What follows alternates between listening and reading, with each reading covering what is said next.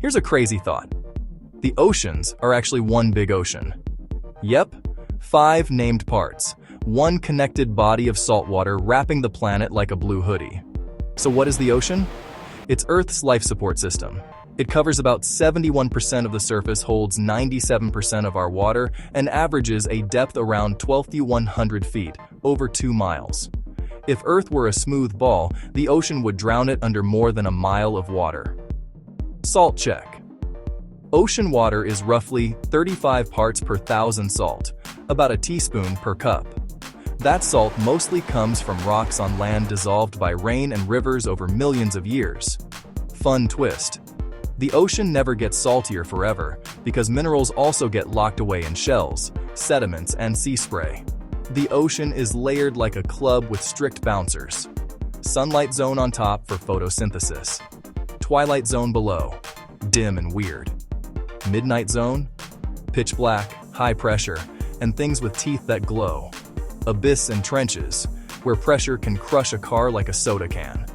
Deep fact, the Mariana Trench drops nearly 11 kilometers, deeper than Mount Everest is tall. Pressure down there is over 1,000 times what you feel at the surface. And yet, life thrives. Shrimp-like critters, microbes, and fish with faces only another fish could love. The ocean is a heat battery.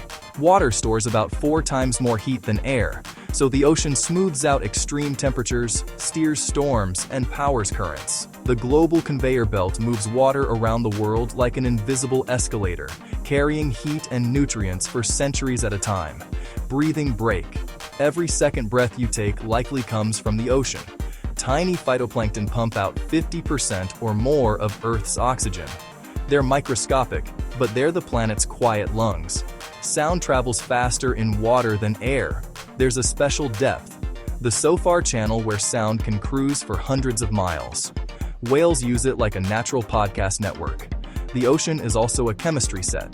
Hydrothermal vents gush superheated, mineral-rich water, feeding ecosystems that run on chemosynthesis. There are underwater lakes and rivers too. Brine pools so salty they form puddles on the seafloor. Why is the ocean blue? Water absorbs red light first, so blue penetrates deeper and bounces back to your eyes. That classic ocean smell? Dimethyl sulfide. Thanks, plankton. Waves are moving energy, not water traveling across the sea. Tides are the ocean doing a slow dance with the moon's gravity. Tsunamis are different. Long, fast waves triggered by quakes or landslides, hard to notice in deep water, huge near shore. We've mapped the moon with more detail than the sea floor. Less than a quarter of the ocean is precisely mapped. We've explored maybe 5% in detail. Basically, Earth still has here be dragon zones.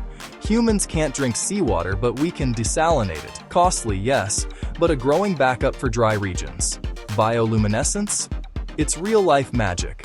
Dinoflagellates light up waves. Deep-sea creatures use glow for hunting, hiding, and flirting. So what is the ocean?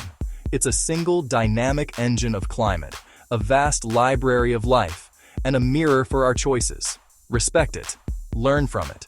Go touch some tide pools, just don't touch the jellyfish.